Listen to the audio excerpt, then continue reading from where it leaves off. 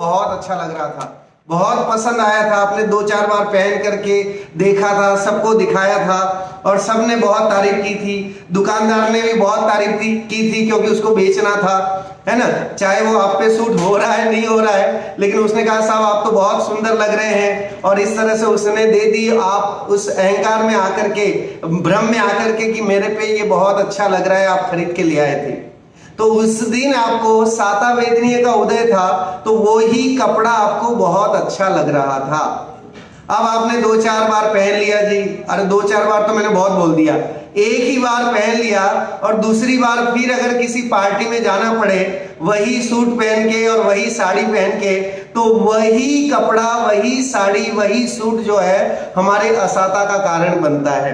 अगर घर वाले कहते हैं कि साहब अभी तो खरीदा था, पहन लो, उसमें क्या जा रहा है, लेकिन हम और आप तैयार नहीं होते हैं। अरे नहीं, है ना, समाज में और सोसाइटी में मेरा कुछ स्टेटस है और मैं वही पहन के कैसे जा सकता हूँ। पिछली पार्टी में तो मैं यही पहन के गया था या गई थी, अब जो है दूसरी पार्टी में मैं दूसरी पहनूंगी, कुछ दूसरा वो करूंगी। अब देखिए, वस्तु तो एक ही है ना, वही साड़ी है या वही सूट है जो हमारे पास है, लेकिन उसी वस्तु में हमारे अनुभव से सता खड़ा कर लिया, है ना। जिस समय जो उदय आता है उस हिसाब से जीव अनुभव करने लगता है ना, वैसी मान्यता करने लगता है। साता वेदनी का उदय है तो उन्हीं चीजों में वो आनंदित होता है, असाता वेदनी का उदय है तो उन्हीं चीजों में दुखी होता है। एक ही परिवार में समझ लीजिए कि 5 लोग बैठे हैं घर में और किसी ने आकर के एसी चला दिया, तो 4 लोगों को तो मजा आ रहा है उस एसी चलाने से और एक को जो है वो मजा नहीं आ रहा है। तो ऐसी तो ऐसी है, वस्तु तो वस्तु है, लेकिन उस वस्तु के उसमें सुखी और दुखी होने का जो अनुभवन है उसका नाम साता और असाता वेदनीय कहा जाता है।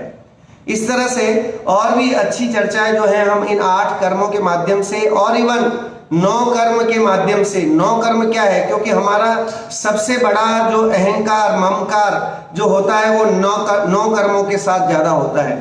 9 कर्म मतलब जितने भी ये सामग्री हमें मिली है, देखिए जीव भाव करता है, हम राग द्वेष रूप परिणाम करते हैं और राग द्वेष रूप परिणाम करके और हम क्या करते हैं, सुखी दुखी होने का, है ना, उदय आता है, कर्म बंधते हैं, द्रव्य कर्म बनते हैं। सबसे पहले हम राग द्वेष करेंगे तो फिर क्या होगा, कर्म बंधेंगे, है ना, द्रव्य कर्म बंधेंगे। और द्रव्य कर्म का फल क्या है, तो कह रहे हैं 9 कर्म, है ना। जैसे जो वस्तुएं हमें उपलब्ध हो रही हैं वो किसके कारण से हो रही हैं, तो कह रहे हैं कि साता असाता वेदनी के कारण से हो रही हैं। किसी इष्ट अनिष्ट का संयोग होता है ना, जो हम नहीं चाहते हैं उसका संयोग हो जाता है और हम पसंद ही नहीं करते हैं, तो वो हमें जो है असाता वेदनी का जो है जिसके कारण से ऐसे संयोग भी होते हैं।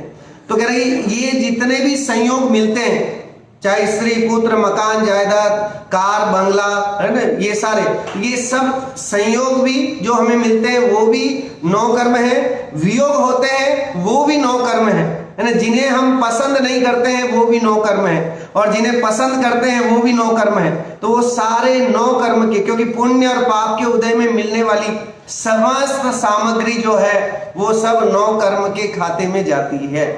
सो आप देखिए, हम अनादिकाल से जो है 9 कर्म से मिली हुई सामग्री, है ना, 9 कर्म के उदय से मिली हुई सामग्री में हम अहंकारी हो जाते हैं। थोड़ा सा पैसा क्या बढ़ता है, हम अहंकारी हो जाते हैं कि मैं सबसे बड़ा, है ना। फिर हम व्यक्ति जो है वो बहुत जैसे ही आता है, जैसे बोलते हैं कि लक्ष्मी आती है तो विवेक चला जाता है, फिर ज्ञान नहीं रह पाता है, क्योंकि ज्ञान और लक्ष्मी एक साथ नहीं रह सकती। तो इसी तरह से अहंकार बहुत हो जाता है। ऐसे ही अगर थोड़ा सा कोई सम्मान या वो मिलता है तो हम बहुत आनंदित हो जाते हैं, प्रसन्न हो जाते हैं, अहंकारी हो जाते हैं, हाँ मेरे जैसा और कोई जगत में है ही नहीं। तो इस तरह से हमारी जो क्या है, 9 कर्म के उन उदयों में जो है हमने इस तरह के विपरीत श्रद्धान किया और जिसके कारण अगेन जो है राग द्वेष रूप परिणाम किया और उन राग द्वेष क्रोध मान माया लोभ रूप परिणामों से अगेन द्रव्य कर्म बंधा और वो द्रव्य कर्म फिर उदय में आएगा और फिर इस तरह से 9 कर्माधिक के साता असाता के सिस्टम जो है चलता रहता है। सो ये एक चक्रव्यूह है, एक तरह से हम कहें एक चक्र है कि जीव जो है वो भाव करता है, भाव कर्म के फलस्वरूप द्रव्य कर्म बनते हैं, द्रव्य कर्म के फलस्वरूप नौ कर्म की सामग्री मिलती है, संयोगाधीन सब सारी चीजें मिलती हैं, और उन संयोगों में जीव अगेन राग द्वेष के परिणाम करता है, फिर वही चलता रहता है, चक्र टूटता नहीं है। लेकिन जिस दिन समझ में आ जाए कि वाकई ये नौ कर्म जो है वो तो मेरे पूर्वकृत ऐसे पुण्य के उदय के कारण से, पूर्वकृत अच्छे कर्मों के फल से मिले हैं, मैंने पहले बहुत अच्छे कर्म किए होंगे जिसके फल में मुझे ये सामग्री अनुकूलताएं मिली हैं, लेकिन वर्तमान में मैं क्या कर रहा हूं, है ना, ये सबसे मायने रखता है कि वर्तमान में अगर मैं उन उदय में आई हुई वस्तुओं का दुरुपयोग कर रहा हूं, उनका सदुपयोग नहीं करके और राग और द्वेष रूप उसमें फंसा हूं, विषयों में फंसा हूं, तो नियम से वे वापस जितने भी संयोग हैं वे संयोग हमें और भाव कर्म कराने के कारण बनते हैं, राग द्वेष कराने के कारण बनते हैं। और इसीलिए जैन धर्म में अपरिग्रहवाद जो है वो सबसे बड़ा धर्म कहा गया है। महावीर भगवान की शिक्षाओं में अगर कोई कहता है तो सबसे पहले अपरिग्रहवाद की शिक्षा की चर्चा चलती है। जब भी कहीं यूनिवर्सिटीज में या कहीं पर भी भगवान महावीर पे कोई सेमिनार होता है तो सबसे पहले भगवान महावीर की अहिंसा और भगवान महावीर का अपरिग्रहवाद जो है उस पर बहुत बातें होती हैं। क्यों होती हैं? क्योंकि परिग्रह मतलब वो नौ कर्म से मिला हुई सामग्री, वो सारा परिग्रह जो है वो बाह्य परिग्रह हो गया ना, आंतरिक परिग्रह तो हमारा है ही, राग और द्वेष रूप परिणाम जो भाव कर्म है वे भी जीव के एक परिग्रह है ना, उसका बोझा भी हमारे मत्थे पर है। इसीलिए भावों को संभालने की बात की जाती है कि भाई हम जो विचार कर रहे हैं उन विचारों का क्या फल होगा, ये हमें हर समय सोचना चाहिए। हम किसी के प्रति थोड़ा सा भी बुरा सोचते हैं और न जाने कैसे कोई कर्म जो है वो संक्रमित हो करके उदय उदीर्णा हो करके और वे हमारे साथ आकर के उदय में आ सकते हैं। हमने किसी का बुरा सोचा, कल मैंने वो जो है लास्ट में सुबोध जी ने जो प्रश्न पूछा था उस पर एक कहानी सुनाई थी चंदन राजा की, कि वो चंदन सेठ की, कि भाई वो जो सेठ था उसका व्यापार ही चंदन का था, चंदन की लकड़ी बेचने का।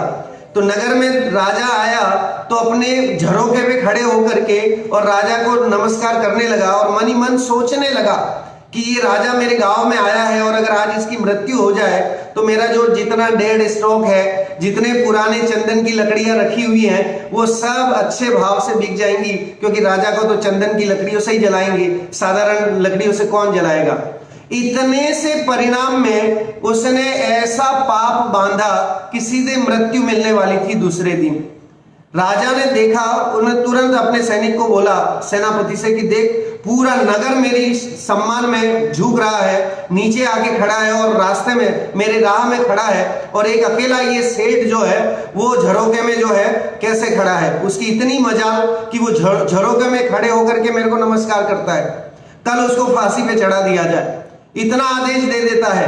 तो आप सोचिए उसी समय भाव किए उसका, उसी के तुरंत जो है उसका आयु कर्म बंध गया और वो दूसरे दिन सूली पे चढ़ने ही वाला था।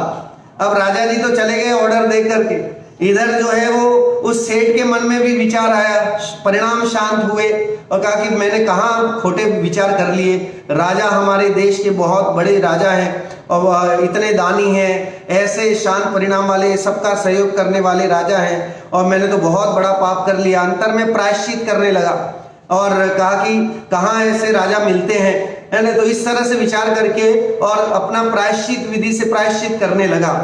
तो उसके फल में ही समझ लीजिए कि आप सोचो दूसरे दिन जब वो सेनापति गया, महाराज जी आपने कहा था सेठ को जो है सूली पे चढ़ाना है, ले आऊं क्या उसको? तो उन्होंने कहा अरे छोड़ो, रहने दो उसको, है ना, इतनी सी छोटी बात के लिए कौन उसको फांसी की सजा दे, है ना। हो सकता है किसी कारणवश उसको नीचे उतरना नहीं बन रहा होगा या इस कारण से जो है वो उसने ऊपर से सलाम कर दिया। और वैसे भी गांवों की शोभा तो अपने श्रेष्ठियों से ही होती है, उसको अगर सूली पे चढ़ा देंगे तो गांव की शोभा नहीं रहेगी, छोड़ो उसको। तो आप देखिए अब आयु का मतलब मृत्यु निकट आते आते भी बच गई। तो इसलिए कौन से परिणाम कब आएंगे, उन परिणामों का क्या फल होगा, ये हम और आप तो जान नहीं सकते। हमारे पास इतना ज्ञान भी नहीं है कि हमारे ज्ञान में वो आ जाए। केवलियों के ज्ञान गम में ये चीजें हैं जो केवली इन्हें जानते हैं। तो इसलिए बहुत सोच समझ करके जब भी हम कोई विचार धारणा करें तो ये हमेशा जो है हित मित प्रिय बोलने की बात कही जाती है। हित मित प्रिय बोलना मतलब यही है कि भावों की निर्मलता, भावों की पवित्रता, कि जरा भी किसी जीव के प्रति हिंसा की भावना नहीं रखना, राग और द्वेष रूप परिणाम नहीं रखना, चाहे वो हमारा कितना भी बुरा करे। क्या उस सुकुमार मुनिराज ने उस श्रृगालिनी का श्राप दिया? क्या यशोधर मुनिराज ने श्रेणी को श्राप दिया?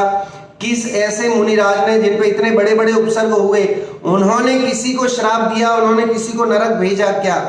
लेकिन हम छोटी सी कोई गलती अगर हमारे साथ कोई बुरा कर देता है तो हम जो है न जाने कितने सुना देते हैं। कबीरदास जी का एक दोहा है, उसके बाद अपन पीपीटी शुरू करेंगे। कबीरदास जी कहते हैं, गारी आवत एक है ना, गारी आवत एक है, उल्टन होई अनेक, और जो रहीम नहीं उलटिए रही एक की एक। सॉरी, ये रहीमदास जी का दोहा है। रहीमदास जी कहते हैं कि गाली आती तो एक है ना, सामने वाला हमें एक गाली देता है, लेकिन हमारी जो है कि उसकी मजाल है जो हमें एक गाली दे दे, तो हम क्या करते हैं 10 गालियां सुना देते हैं, 10 गालियों की बौछार कर देते हैं। उसने सिर्फ माँ बाप पे बोला तो पूरे खानदान को ही बोल देते हैं और न जाने 3 पीढ़ियों तक सुना देते हैं। तो गाली आवत एक है, उल्टन होई अनेक, और जो रहीम नहीं उलटिए रही एक की एक। अगर आप उसका जवाब नहीं देते हैं तो वो एक की एक बन के ही रह जाएगी। लेकिन हम तो गाली का जवाब गोली से देने वाले हैं, है ना। हम उसको छोड़ते कहाँ है ना। गाली तो छोड़ो, गोली भी मारने के लिए तैयार हो जाते हैं, हिंसा करने के लिए तैयार हो जाते हैं। सो इस तरह की अंतर में ऐसी अपवित्रता जो है वो हमें इन कर्मों के ज्ञान से जो है हमारा अंतर में पवित्रता बढ़ेगी। सो हमें कभी भी किसी भी समय में किसी के बारे में बुरा नहीं सोचना, ये सबसे बड़ा धर्म है। ये मान के चलिए, इसे धर्म कहते हैं। उत्कृष्ट अगर हम धर्म कहें तो किसे कहें, तो कह रहे कि अंतर में अंतर मन पवित्र होना चाहिए। आप देखिए, मुनिराजों के लिए 10 लक्षण पर्व की पूजा में आता है, मन में होए सो वचन उचरिए, वचन होए सो तन सो करिए, करिए सरल तिहु जोग अपने देख निर्मल आरसी, मुख लखे जैसा, है ना, कपट प्रीति अगारसी करके पूरा आता है। तो मुनिराजों की चर्या कैसी होती है, उस 10 लक्षण की पूजा में दयानंद राय जी ने बताया है कि कैसा है। मन में होए सो वचन उचरिए, जो उनके मन में होता है वो उनके वचन में होता है, और वचन होए सो तन सो करिए, और जो उनके वचनों में बोलते हैं वे काया से करके दिखाते हैं। तो उनके देखिए मन में, वचन में और काया में तीनों की एक रूपता है। इस कारण से वे पवित्र हैं, इस कारण से वे पूज्य हैं। और हमारे मन में तो कुछ और होता है, वचन में हम कुछ और बोलते हैं, मुंह में राम बगल में छुरी, और काया से कुछ और करते हैं। ठीक है, हम अपने परिवार वालों के साथ भी, पड़ोसियों के साथ भी, और बिजनेसमैन और रिलेशन के साथ भी बोलते कुछ और हैं, करते कुछ और हैं, है ना। और मतलब सोचते कुछ और हैं, बोलते कुछ और हैं, करते और ही कुछ और हैं। आजकल जो है सबसे बड़ा साधन झूठ बोलने का मोबाइल है। साहब आप कहीं भी खड़े हैं, मोबाइल आया कि साहब कहाँ हो, तो भले घर में हो तो भी आप बोलते हो मैं अभी मार्केट में हूं, 10 मिनट बाद बात करूंगा। या इस तरह की कितने झूठ, अनवांछित झूठ जो है हम मोबाइल पे और आपस में जो है फोन पे बोल देते हैं, और फिजूल का ही पाप ओढ़ लेते हैं, बांध लेते हैं। तो जब तक मन में पवित्रता नहीं है तब तक वचन में बोला गया जो भी शब्द है वो पवित्र नहीं हो सकता।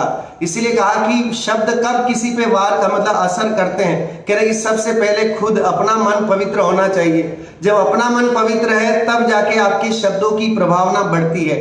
और फिर अगर आप काया से कर देते हो तो फिर कहना ही क्या है। जो मन में है वही वचन में है, वही काया में है, तो नियम से लोग हम सबको पूजेंगे। लेकिन मन में अलग है, बोलते कुछ और है, करते कुछ और है, तो कोई पूछने वाला नहीं है, बल्कि तिरस्कार ही मिलेगा और जैनिज्म के हिसाब से पाप ही कमाएंगे। इसलिए मन की पवित्रता होना बहुत जरूरी है। और मन की पवित्रता के लिए जो है कि हम ऐसे भावनाएं, ऐसे भाव नहीं करें, क्योंकि सारा खेल कर्मों का उदय जो है वो परिणामों पर डिपेंड है। जैन धर्म में कहा गया कि परिणाम ही जो है, हमारे भाव ही जो है, जैसे हम भाव करते हैं वैसा ही बनता जाता है। एक जो द सीक्रेट करके एक बुक है जिसको मैंने भी पढ़ा, कई बार पढ़ा मैंने, उसमें उसने जैन धर्म की इन सिद्धांतों को जो है लिख करके, और वो बुक आज वर्ल्ड द बेस्ट बुक बन गई। उसमें उसने लिखा कि आप जो सोचते हो यूनिवर्स में वैसा ही होता है, और वैसा ही होकर के कर्म परमाणु है ना, कारमान वर्गणाएं वैसी आती हैं और आपके साथ वैसा ही होता है। एक उदाहरण उसमें दिया कि एक व्यक्ति जो है अपने दुकान के बाहर आया, मार्केट में उसको जाना था ऊपर, तो नीचे जो है साइकिल लॉक करके, खंबे से साइकिल, जो स्ट्रीट खंबा होता है वहां पर साइकिल लॉक करके और अंदर जाता है, और बार बार ये सोचता है कोई चुरा नहीं ले, कोई चुरा नहीं ले, कोई चुरा के नहीं ले जाए। ताला भी लगा रहा है, उसके बाद भी ये सोच रहा है कि कोई चुरा नहीं ले जाए, कोई चुरा नहीं ले जाए। फिर जब वो अपना काम करके वापस नीचे आता है तो साइकिल गायब है। तो आप सोचो कि जिस तरह की, जैसी होए मति वैसी होए गति, ये हम वैसे जनरली भी बोलते हैं। तो हम जैसे परिणाम करते हैं उन परिणामों का फल वैसा ही मिलता है। वैसे ही कर्म परमाणु बंधते हैं और बंद करके उदय में आते हैं। कर्म परमाणु धूल की तरह होते हैं, दिखते नहीं हमें, लेकिन वे हमारी आत्मा से ऐसे चिपकते हैं, है ना, हर समय तैयार खड़े हैं। अभी भी अगर हम बैठे हैं तो कर्म परमाणु राग द्वेष रूप, है ना, शुभ अशुभ रूप पर कारमान वर्गणाएं तैयार खड़ी हैं कि जैसे ये जीव जो है विपरीत परिणाम करे, अशुभ रूप परिणाम करे, तुरंत जो है अशुभ कारमान वर्गणाएं जो है आने के लिए तैयार है, आत्मा से लिपटने के लिए तैयार है। तो इसलिए उन कर्माण वर्गणाओं से बचने के लिए हमें अपने भावों को संभालना बहुत जरूरी है कि हम अपने भावों को कैसे संभालें। सो इसीलिए, क्योंकि जब तक हम कर्मों के बारे में सही स्थिति को नहीं जानेंगे कि आखिर कर्म है क्या।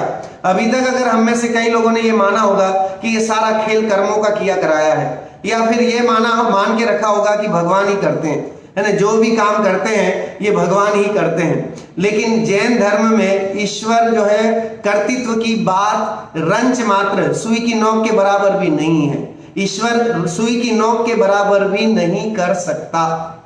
कई लोग कहते हैं कि भगवान ही तो सब करते हैं।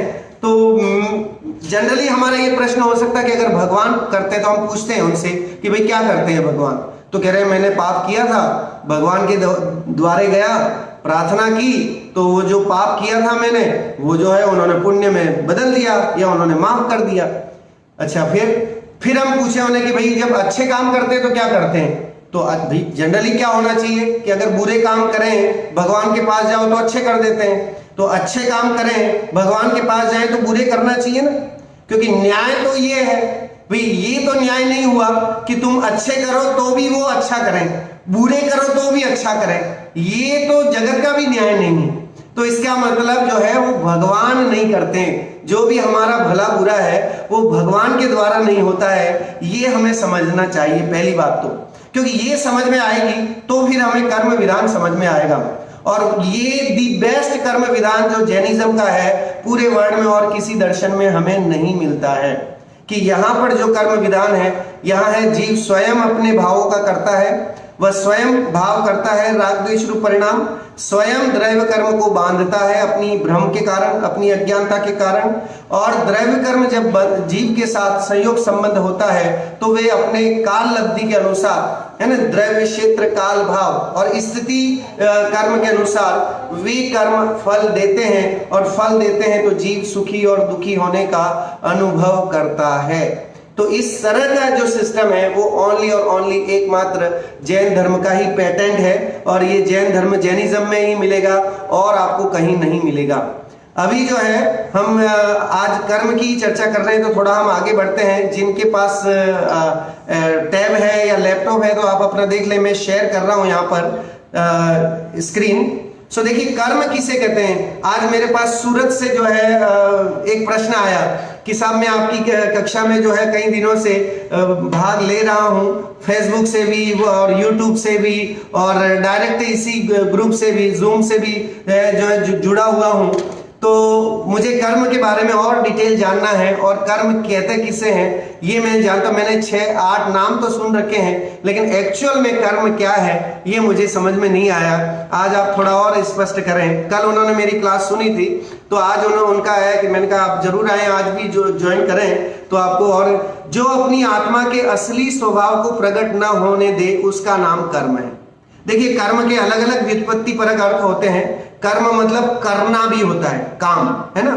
जैसे 8 कारक होते हैं हिंदी में, उसमें एक सेकंड वाला कर्म कारक भी होता है, और कर्म कारक मतलब को चिन्ह जहां पर होता है, तो कर्म मतलब क्रिया, करना भी कर्म है। लेकिन यहां पर कह रहे हैं कि हमें आत्मा के असली स्वभाव को प्रकट नहीं होने दे, है ना। जो हमारा नेचर है, हमारी आत्मा का जो ब्यूटी है, उस ब्यूटी को नहीं देखने दे और उस पर आवरण जमा दे, धूल जमा दे, उसका नाम जो है कर्म है।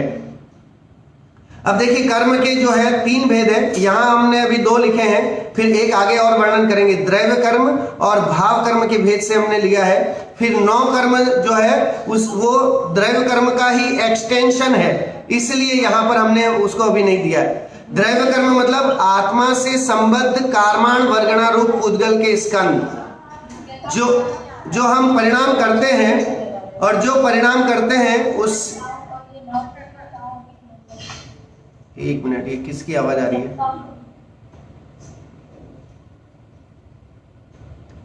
हाँ जी,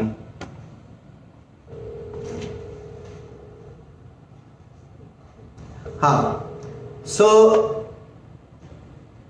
द्रव्य कर्म आत्मा से संबद्ध कार्माण वर्गणा रूप उद्गल के स्कंद, और भाव कर्म मोह राग द्वेष रूपी विकारी भाव। जीव जब मोह राग द्वेष रूपी विकारी भाव करता है, तब जो है आत्मा से संबद्ध होकर के कार्माण वर्गणाएं जो कि पूदगल स्कंद रूप हैं, वे आकर के कर्म परमाणु जो हैं आत्मा से चिपक जाते हैं, आत्मा के साथ संयोग संबंध कर देते हैं। और इस तरह से अनादिकाल से, जब से ये जीव संसार में है, तब से ही इसके भाव कर्म और द्रव्य कर्म ये कंटिन्यूएशन में चल रहे हैं। एक क्षण ऐसा नहीं हुआ जब ये कर्मों से रहित हुआ हो। हर समय, प्रति समय जो है कर्म बंध ही रहे हैं। चाहे आप कहो कि साहब हम तो कुछ कर ही नहीं रहे, तो भी आप तो हमें ऐसे झूठे मूठे कर्म बंधवा रहे हो, लेकिन ये हमारे हाथ में है ही नहीं, है ना। अगर हम कुछ नहीं कर रहे तब भी जो है वो कर्म तो बंध रहे हैं, मैंने भाव तो हम कर ही रहे हैं। हमारी जो आत्मा है, जो अभी ज्ञान स्वरूप जो प्रकट नहीं हुआ है, जिसके कारण अज्ञानता से राग द्वेष के परिणाम निरंतर चलते रहते हैं, और उन राग द्वेष के परिणाम से जो है द्रव्य कर्म सीधे सीधे उनका सिस्टम है कि जीव राग द्वेष परिणाम करता है, द्रव्य कर्म बनते हैं। और द्रव्य कर्म में 8 कर्म आ गए, उनकी और विशेष चर्चा अपन करेंगे। अभी तो हम इतना मोटा मोटा समझे कि कर्म जो है द्रव्य और भाव। फिर देखिए उन द्रव्य कर्मों के भी 2 भेद हो जाते हैं, एक घातिया कर्म और एक अघातिया कर्म। घातिया कर्म किसे कहते हैं हम बहुत अच्छे से चर्चा कर चुके हैं, फिर भी डेफिनेशन में पढ़ देता हूं यहाँ पर। जो जीव के ज्ञानादि अनुजीवी गुणों को घात करते हैं, ज्ञान, दर्शन, है ना, दान, लाभ, सुख, वीर्य, ये जो गुण है, उन 4 गुणों को घात करने वाले जो गुण है, जो कर्म है, उनका नाम है घातिया कर्म।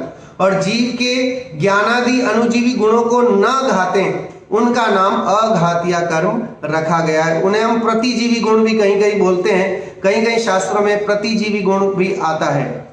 अब आइए घातिया कर्म कौन से हैं, तो 4 घातिया कर्म हैं, ज्ञानावरणीय, दर्शनावरणीय, मोहनीय और अंतराय। ये 4 घातिया कर्म हैं। देखिए ज्ञानावरणीय क्या करता है, ज्ञान नहीं होने देता।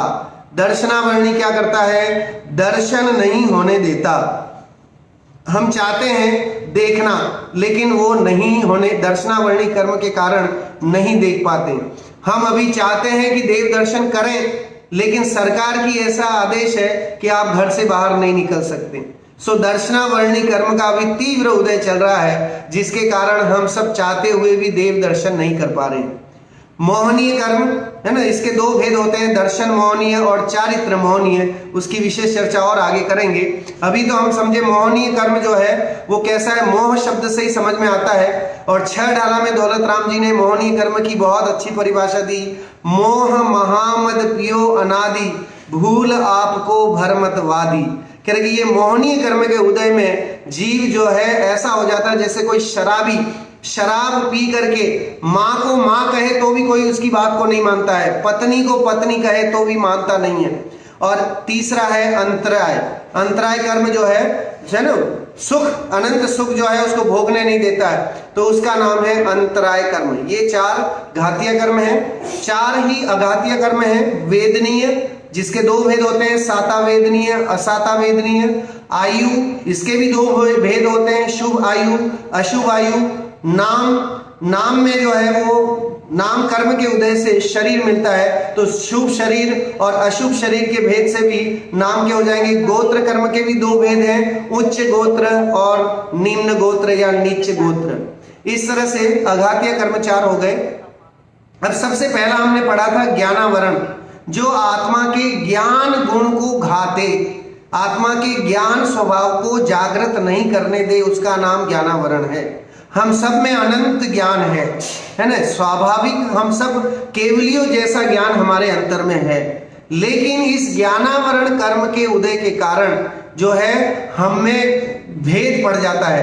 अरहंत भगवान हम केवल ज्ञानी कहलाते हैं और हम छद्मस्त कहलाते हैं, क्षयोक्षम ज्ञान के धारी कहलाते हैं, कि हमारा ज्ञान कभी हम भूल जाते हैं, कभी याद करते हैं, है ना, कभी याद रहता है, कभी नहीं रहता है, इस तरह का ज्ञान है। केवलियों का नहीं भूलने वाला ज्ञान, सब कुछ है ना हाथ में रखे हुए आंवले की तरह दिखता है। तो आप सोचिए, इसका उदाहरण शास्त्रों में बहुत अच्छा दिया है कि अगर सोने की डगली है, उसको कीचड़ में फेंक दिया जाए तो क्या उसके 24 कैरेट की जो सुंदरता है या उसके 24 कैरेट की जो मूल्यता है उसमें कोई कमी होती है क्या? तो कह रहे नहीं होती है, बस सिर्फ आवरण है जिसके कारण गंदगी है, और जिस दिन वो आवरण हटता है वो अपने सहज स्वाभाविक सुंदरता में आ जाता है। ऐसे ही अनादिकाल से ज्ञानावरण कर्म के उदय से जीव का जो ज्ञान स्वभाव है वो छुपा हुआ है, दबा हुआ है, और जैसे ही जीव पुरुषार्थ करता है, ज्ञानावरण कर्म का अभाव करता है, तो उसका ज्ञान प्रकट हो जाता है, जागृत हो जाता है, तब सम्यक ज्ञानी कहलाता है।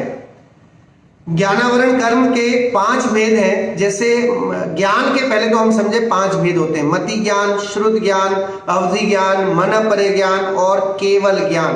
तत्वार्थ सूत्र के पहले अध्याय में 8वां, 9वां, 10वां, 8 सूत्र से लेकर के 16 सूत्र तक जो है जिसमें ज्ञान की चर्चा की गई है, खासकर मति ज्ञान की चर्चा की गई है। बहरीन वाली क्लास में भी ये चल रहा है, तो अगर कोई इंटरेस्टेड है तो आप लोग ज्वाइन कर सकते हैं वहां पर। आज तो नहीं है, कल होगी। मति ज्ञानावरण, मति ज्ञान नहीं होने दे उसका नाम मति ज्ञानावरण। श्रुत ज्ञान नहीं होने दे उसका नाम श्रुत ज्ञानावरण। अवधि ज्ञान नहीं होने दे उसका नाम अवधि ज्ञानावरण। मनपरे ज्ञान नहीं होने दे उसका नाम मनपरे ज्ञानावरण। केवल ज्ञान नहीं होने दे उसका नाम केवल ज्ञानावरण।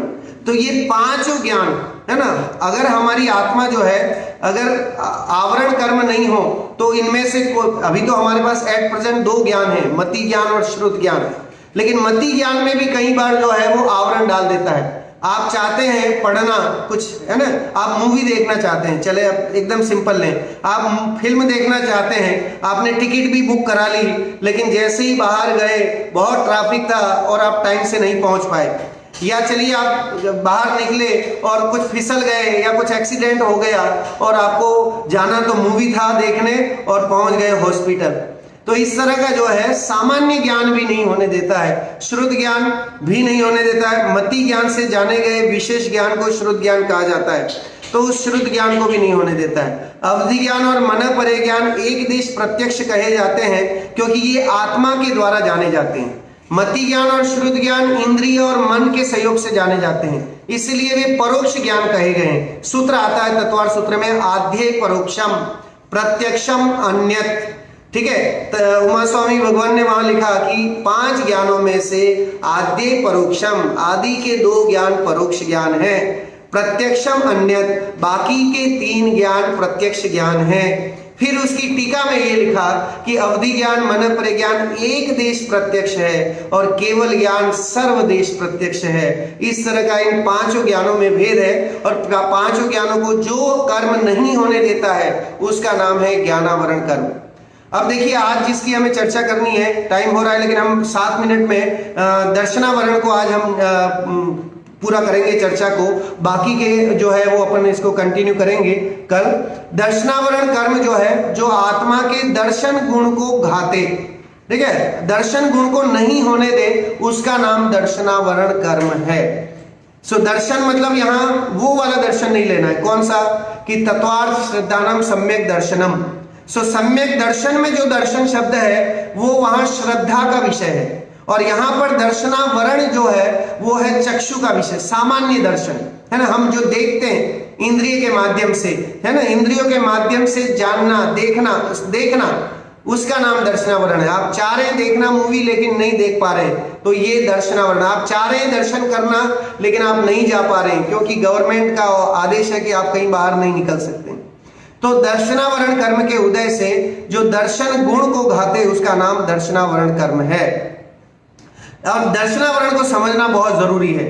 देखिए, जो कल मैं चर्चा कर रहा था कि यहाँ पर जो है जैन धर्म में नींदों को भी 5 तरह की नींद बताई है। अभी तक आपने नाम नहीं सुना होगा कि नींद भी 5 तरह की होती है क्या। तो अब देखिए, दर्शनावरण कर्म के उदय से जो है 5 तरह की प्रवृत्तियां होती हैं। देखिए, एक तो 5 निद्राएं, केवल दर्शनावरण, अवधि दर्शनावरण, अचक्षु दर्शनावरण और चक्षु दर्शनावरण। इस तरह से हम उल्टा लें, चक्षु, अचक्षु दर्शन, अवधि, केवल और 5 निद्राओं के का जो विषय है वो दर्शनावरण कर्म के अंतर्गत आता है।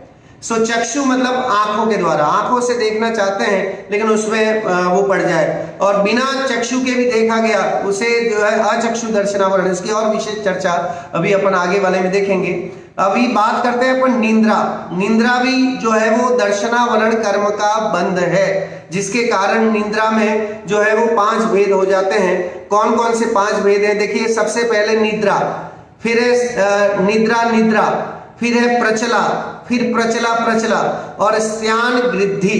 ये 5 नींद होती हैं, है ना, 5 तरह की नींदें होती हैं। और वो 5 तरह की नींदों की क्या विशेष है? पहला है निद्रा।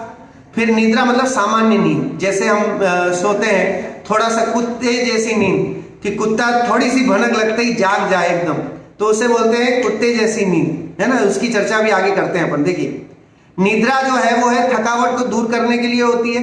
गमन करते हुए रुकना, बैठना, गिरना, ये सब निद्रा में हो सकता है। मतलब अगर आप थक गए हैं तो आप सो जाते हैं, है ना। जिस दिन आप बहुत थक जाते हैं तो जल्दी नींद आ जाती है, और कभी थकावट दूर करने के लिए भी नींद निकाल लेते हैं। तो सामान्य निद्रा वो जो है वो निद्रा में आएगी। उसके बाद निद्रा में क्या होता है? नींद पर नींद, ऐसी नींद कि भाई जो है ढोल पीटे, आपको बार बार मम्मी पापा उठाएं तो भी आप उठो नहीं, उठ जा भाई उठ जा। अलार्म भी आपने लगाया, मोबाइल में कान के पास अलार्म लगा के सोए हो तो भी नहीं उठ। नेत्रों को ना उगाड़ पाना, आप चाह करके नहीं खोल पाते हो। किसी दिन होता है ना कि जैसे रात को आपने कोई पार्टी की और 2-3 बजे तक सोए नहीं, और जो 3 बजे सोए तो 11, 12, 1 बजे भी अगर कोई आपको उठाए तो आपकी आंखें खुलने के लिए तैयार नहीं होती। तो डबल निद्रा मतलब है बहुत, उसका डबल प्रभाव। सामान्य निद्रा मतलब एक बार कहते ही उठ जाए, थोड़ी सी मेहनत करने में उठ जाए। निद्रा वाला बहुत मेहनत करने पे भी नहीं उठ पाता है। फिर तीसरी है प्रचला, शोक, श्रम, मद से उत्पन्न होती है ना। कभी बहुत दुख होता है तो बहुत दुख होने के बाद जो है आदमी सो जाता है, या किसी अहंकार के कारण, श्रम करने के कारण। नेत्र कुछ उगाड़े हुए सोना या ऊँघना, ये प्रचला है कि आपकी आंखें कई बार खुली रहती। कई लोगों का होता है ऐसा कि आंखें खुली हैं और फिर भी जो है वो सोए जा रहे हैं, और इस तरह की नींद जो है आती है। कई बार तो ऐसा होता है लोग सोते हैं और मुंह खुला रहता है, कई बार ऐसी खर्राटे मारते रहते हैं, है ना, मुंह खुला है। तो ये सारा जो है दर्शनावरण कर्म का बंध है, जिसके कारण खर्राटे आना, मुंह खुला रहना, आंखें खुली हुई फिर भी नींद आना, ये सब होता है। अब है प्रचला में खड़े खड़े नींद आ जाए। कई बार होता है ऐसे ट्रेन में जा रहे हैं, जगह ही नहीं मिली साहब, पूरा पैक है। अब ऐसे पैक में जो है वो खड़े खड़े ही ऐसे डंडे पकड़े ही सो जाता है। कई बार बैठे बैठे सो जाता है, चलते चलते नींद आ जाती है। कार में आप जा रहे हो तो आपको नींद आती है कि नहीं आती? पुनः नींद आ जाए, बार बार नींद आ जाए, कभी भी सो जाए, है ना। थोड़ी देर पहले सोया था, फिर उठा, थोड़ा काम किया, फिर सो गया। मुख से लार आना, हाथ पैर चलाना, ये काम भी प्रचला में होते हैं। मतलब कई बार नींद में लोग जो है वो कुछ बोल भी जाते हैं, न जाने क्या सपने देखते रहते हैं, बहुत सारी बातें भी बोल देते हैं। तो ये सब जो है वो प्रचला निद्रावरण कर्म का तीव्र उदय, दर्शनावरण कर्म। लास्ट वो बहुत ताकतवर है स्त्यान गृद्धि। स्त्यान गृद्धि जो है वो है वीर्य शक्ति विशेष होने से नींद में कठिन कार्य करना। कई बार आपने सुना होगा ऐसा कि कोई व्यक्ति जो है नींद में चलता है, ठीक है, और नींद में जाके न जाने क्या क्या काम करके आ जाए और वापस आके सो जाए और सुबह उठ के पूछो कि भाई तेरे को तूने ये रात को क्या किया, तो कहते मैंने तो कुछ नहीं किया। कई बार लोग नींद में ही मर्डर करके आ जाएं तो भी उन्हें पता नहीं रहता है। ऐसी एक कोई पुरानी फिल्म आई थी नील कमल करके, उसमें वो एक्ट्रेस जो है वो ऐसे ही उठ के चली जाती थी कोई आवाज सुन करके और न जाने क्या क्या करके आ जाती थी वहां, और काम ऐसे कोई है ना उल्टे सीधे काम करके और आ जाती थी। और फिर इस तरह से ये स्त्यान गृद्धि का जो है वो उदाहरण है। उठा हुआ भी सोना, कि उठ भी गया फिर भी सो जाए और ऐसे कोई डिफिकल्ट काम जो है नींद में ही कर लेता है, उसे बोलते हैं स्त्यान गृद्धि। दर्शना वर्ण कर्म का अंतर्गत एक भेद है, ये खाली एक भेद है जिसमें ये 5 तरह की नींदें हैं। फिर से बोलता हूं, निंदा निद्रा, फिर निद्रा निद्रा, फिर प्रचला, फिर प्रचला प्रचला और फिर स्त्यान गृद्धि। इस तरह से 5 तरह की जो है ये निद्रावरण कर्म है ना। इस निद्रावरण कर्म भी हम इसको बोल सकते हैं कि निद्रावरण कर्म के उदय के कारण ये होती हैं। विशेष चर्चा जो है आज समय हो रहा है तो अपन कल जो है इसको और कंटिन्यू करेंगे, क्योंकि अभी बहुत सारा विषय है जो हमें कर्मों के बारे में, 9 कर्म के बारे में, भाव कर्म के बारे में और इवन घाती और अघातीय कर्मों की विशेष डिटेल गौमटसार कर्मकांड की गाथाओं के माध्यम से अपन और उत्कृष्ट स्वाध्याय करने की कोशिश करेंगे। सो आप लोग सब बने रहें तो इसका एक विशेष हमें जो है वो फायदा होगा। हम सबको फायदा हो ही रहा है कि इसके माध्यम से जो है वो हम लोग कर्मों के बारे में एक विशेष जानकारी जो है हमें मिल रही है। चलिए अभी जो है आज सभी, क्योंकि समय हमारे पास कम है इसलिए आज हम यहीं इसको एंड करेंगे। आज प्रश्न नहीं पूछेंगे, सीधे जिनवाणी स्तुति करेंगे। सभी लोग संक्षिप्त जिनवाणी स्तुति के लिए खड़े हो जाएंगे। जिनवाणी स्तुति।